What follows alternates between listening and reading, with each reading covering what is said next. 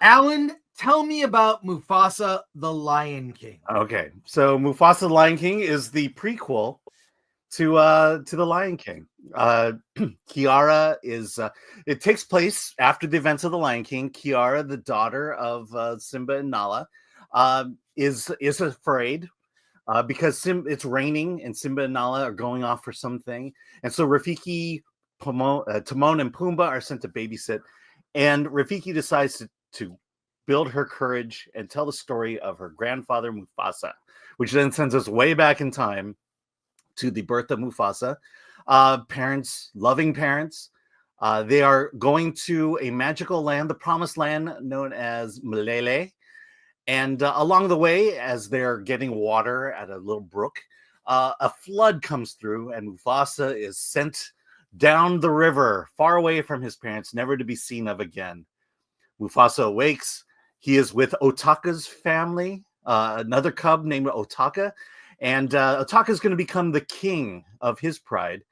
And he finds a new brother, Mufasa, and the two grow up and become best friends. Foreshadowing here. Then all of a sudden, the evil Kiros shows up, played by Mads Mikkelsen.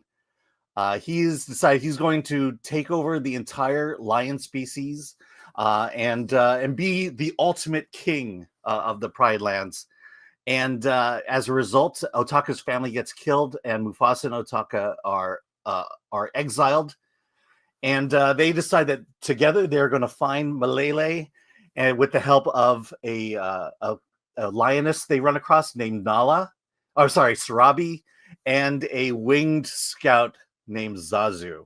And our adventure begins. Can they find the promised land Malele before Kiros and his pride hunt them down and kill them?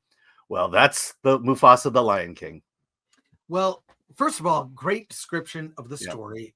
I gotta say, hold on. Can I preface this? This is really important because people are we're doing this stream for a very specific reason. It is horrible.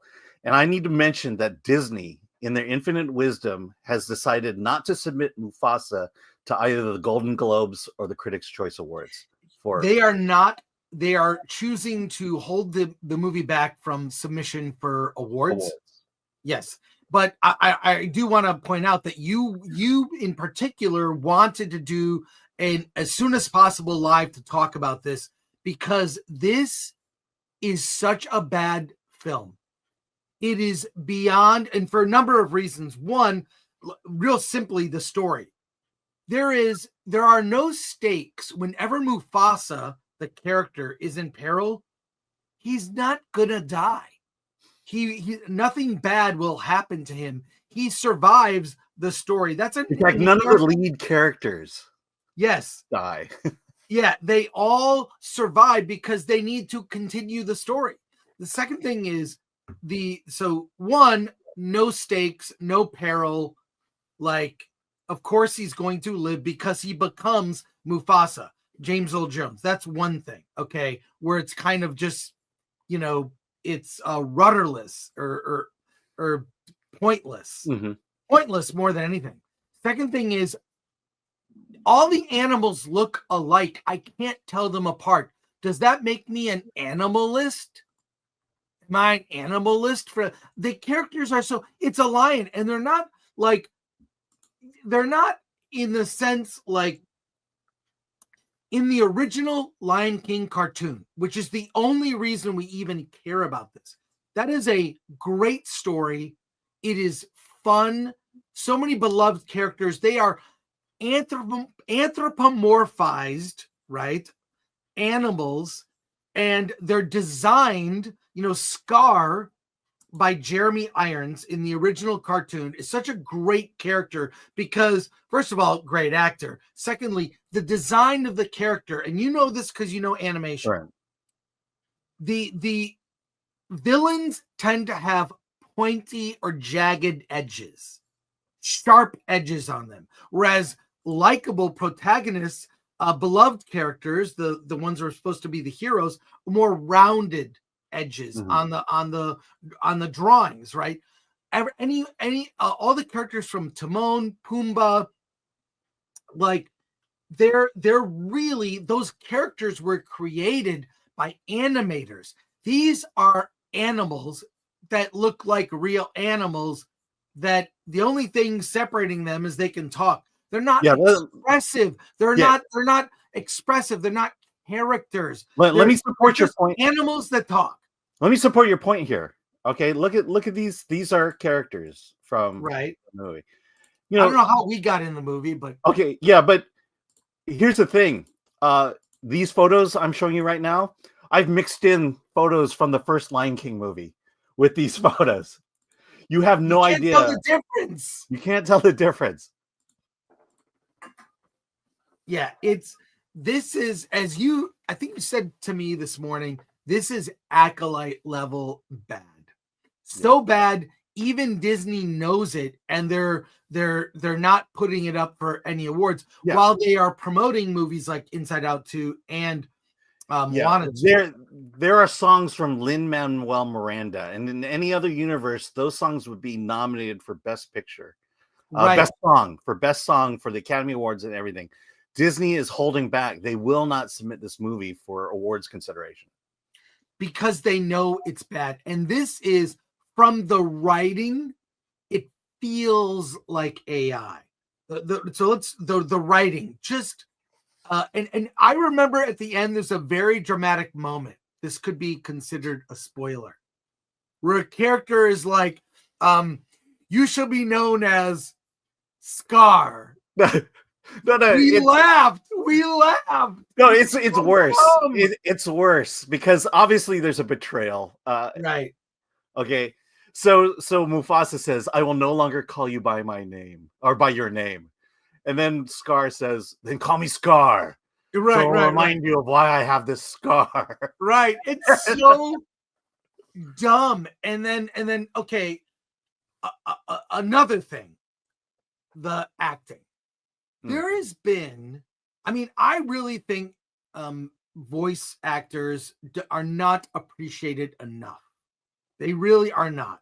And they kind of, some voice actors have expressed dismay by the fact that celebrities are being used for voices. I mean, Seth Rogen is in this and he's awful. Oh, and he's Billy so Eichner. Awful. He's so bad.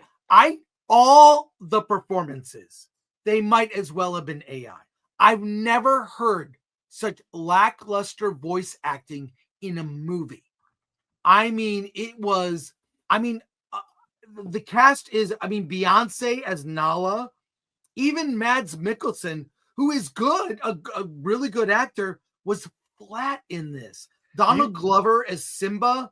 Let me say something about Mads Mikkelsen. Did he record this on his iPhone at home? Yeah. It's terrible. Let me say something about Mads Mikkelsen. I didn't know he was in this movie, and I could have swore it was Antonio Banderas playing Kiros. And then to find out it was Mads Mikkelsen. It's the gravitas that, comparing this performance with Jeremy Irons from the original movie is light years apart. The songs, you haven't even gotten to how bad these songs are. Yeah. From Lin-Manuel Miranda. And I've always said it. Lin-Manuel Miranda is brilliant when you give him time to write songs. When you give him time to write Encanto, when you give him time to write Hamilton and Moana, the first Moana, he is brilliant. He makes great music. But I have heard his music when he is rushed and not given enough time, and the music is horrible and awful. He's known a lot for being able to create songs on the spot, improvised songs, and that's what all these songs feel like. They're just dialogue set to music. I'll get into it a little bit, but Mufasa, it is the masterclass of foreshadowing, because everything this movie is about is foreshadowing the Lion King. And I mentioned that because there's a song called Bye Bye, sung by Mads Mikkelsen, that is meant to be, I guess, the precursor to Be Prepared. And it just felt like the first draft of Be Prepared. It's they're really trying hard to say, hey, remember what's going to happen in the future because you saw it in the past. Here are songs. The score feels like it is early drafts of Hans Zimmer's original score. Because you can kind of sense the original the Hans Zimmer themes. This score is done by Dave Metzger. And you see that they were intentionally trying to say, okay, we're going to take Hans Zimmer's great music and devolve it into an original draft or something. And so the score is just horrible. And it just, it wants to be clever and say, hey, this is the early beginnings of that original main score. The lines, there are so many, it is so on the nose. All these lines that foreshadow the Lion King. Well, it's the whole movie is remember another movie. Yeah. That's what this is. It's remember the Lion King. That was a movie you liked. Mm-hmm. Here is it's one thing where a piece of Star Wars content like Skeleton Crew has a battle droid in the background and whatever. This whole movie, the entire movie, not a scene goes by without a remember the Lion King and what you liked about the Lion King. Mm-hmm. That's not a movie. And we saw it with a crowd of Disney sycophants. They were D23 members that got early access. Am I right about that? Well, we weren't in the theater with them. They were in a different theater than us. They put them in our theater. There were critics and influencers that I recognize some of our colleagues who review in the review space, but I also saw that there were whole families, and they put some of the D23, which is fine. I have no problem with that. We were the overflow. Yeah, we were the overflow theater in an IMAX. First it was empty, then they filled it up. Great. But they sort of tepid applause at the end. Mm-hmm. A tepid, which I feel like they'll like anything. Yeah. They'll like anything. The bottom is so, this is what modern Disney is. It's a travesty. What the brand has become. And this movie will do very well opening weekend and drop like a hot potato. Yeah, so that everyone can go see Sonic, basically. Right. Yeah. Well, I'm seeing Sonic. I'm looking forward to that, actually. But I really was just, I was beyond bored. Okay. Beyond bored. And every reference, there's not the jokes are so flat. Oh, the whole Billy Eichner, the Timon stuff he's the worst god awful. The whole thing. Yeah. Okay. The other thing is the direction. Look, I like Barry Jenkins. He's made some very powerful films. I like him. He is not an animation director. And this is we covered this in the D-Files. When Jennifer Lee took over, there were veteran animators in line to direct Walt Disney feature animation. They were basically told, no, we're not going in that direction anymore. Thank you for your years of service. We're going to let new people who've never done animation, direct movies from now on. And that is why you got this long line of really horrible movies, Strange World, Raya. And instead of going to your veteran directors who know anything about animation, because The Lion King, although it's a Walt Disney Studios film, it's an animated movie.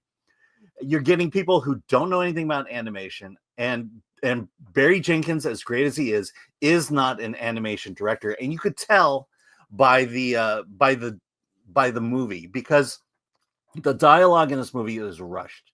There's very little space to breathe between it. I'll give you a prime example. So I'll give you my little acting chops here, but there's a part where where Mufasa meets Sarabi for the first time. And this is how the conversation goes. It's just two lines. We're going to Malele. Malele is a myth. That's how the line is delivered. It should have been, we're going to Malele. You take a breath. But Malele is a myth. There's no kind of that line read was so bad. And Barry Jenkins, by the way, for those who don't know who Barry Jenkins is, and I don't blame you if you don't know, he's the Oscar-winning director of the movie Moonlight. Yeah. Moonlight won the year that La La Land kind of won and they read it wrong. If you remember that Oscar controversy for 2016. So Moonlight, a story about a gentleman that comes to terms with his sexuality, is the perfect director for Mufasa. This is, they handed him a gift by allowing him to be the director in name only, I believe, of this film. It feels like this whole movie was made over Zoom. You know what I mean? Mm-hmm. If you look at Barry Jenkins' credits, it's not like, hey, let's have him direct Mufasa. Right. I think he probably got the job for other reasons. And you read into it what you want. But what I'm saying is, it's not. He's no Brad Bird, you know. Yeah, I mean, it's directed like a live action, a drama. It's directed like a drama when it's an animated feature, and those two worlds are completely different. He was just miscast as director. And by the way, the reviews of this are just hitting. I'll just say this: I was around a bunch of people as we exited the theater, and you and I recorded a short video. Yeah. And I'll just say I saw some of the people that might be thrown in with the shills. That there wasn't anyone walking out that did not despise this movie. Oh, there was. The chatter was palpable about how bad this is. This is what you're looking at is the future of Disney product. This is it. Or the end. The beginning of the end. The end. And again, I fully predict this movie will do well this weekend. Mm-hmm. It will drop. It will just drop to the bottom.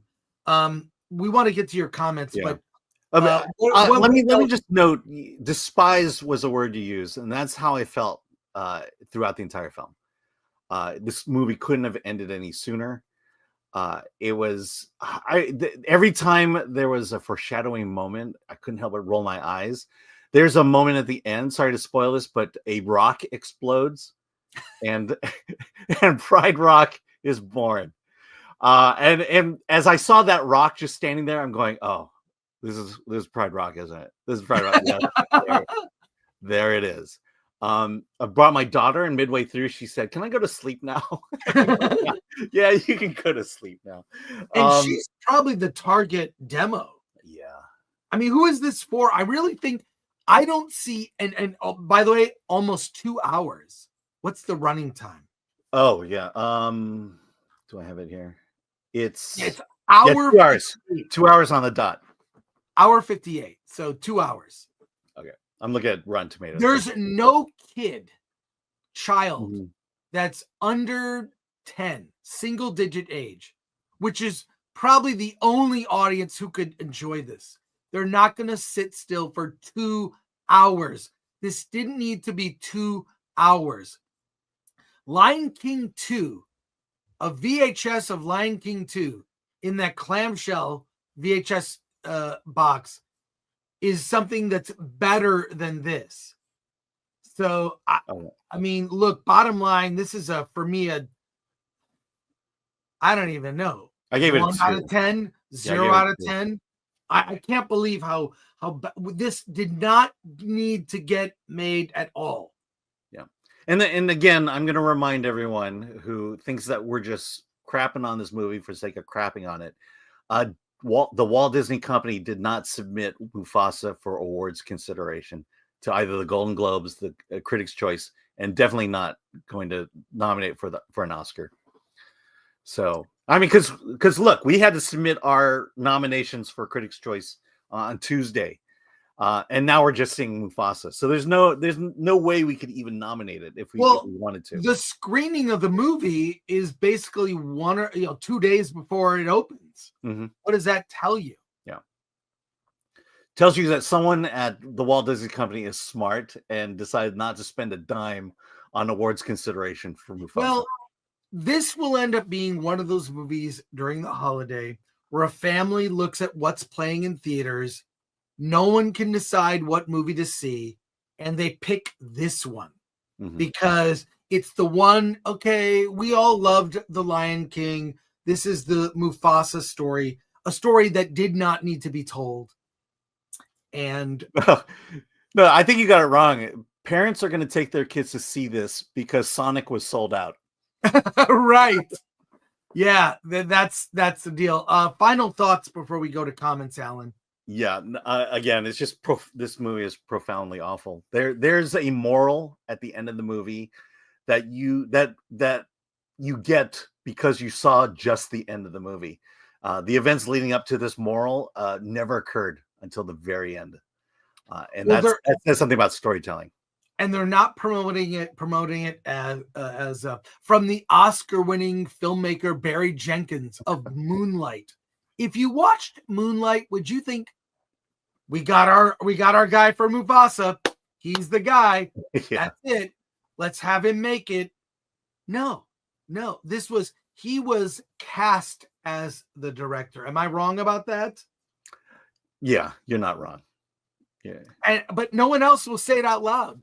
No one else will say it. Kind of gave this guy money and a job, maybe based on other things. Well, that's just it. I rarely ever say at any movie it's the director's fault. But this movie is the director's fault. And the story, let's be real, it's the story. It's just, oh man. I mean, I could direct a Disney animation movie better. It's ultimately Disney's fault for giving him this movie to make. It really is. Yeah. Let him, he should make the movies he's good at, and he can make good movies. Well, avoid this film at all costs. It's Acolyte level bad. And my final take is the state of Disney is sad. And this is it. And we'll see how it performs. I actually think it'll do well opening weekend. But beyond that, I don't know, man. Yeah, I'm looking at Rotten Tomatoes. It's teetering on the rotten line. It's 61%. If it drops below 60, it becomes rotten. So we'll see. 56. I don't think my review is up yet. Is either. Yeah, mine's not up yet. So that'll. Oh, your review is on the website? Yeah, except that it'll probably show up this afternoon or tomorrow. Oh, okay. Yeah. We'll go over it. All right. Final thought, Alan. What's your number rating? 2. It's a 2 out of 10. Oh, okay. I say 1 out of 10. Okay, so I liked it twice as much as you did. Well, I only give it a 1 because the little cub, Mufasa as a cub, the cubs were cute. I didn't know who was who. Yeah, Blue Ivy Carter was fine. She was probably the highlight of the small amount of time she had in the movie.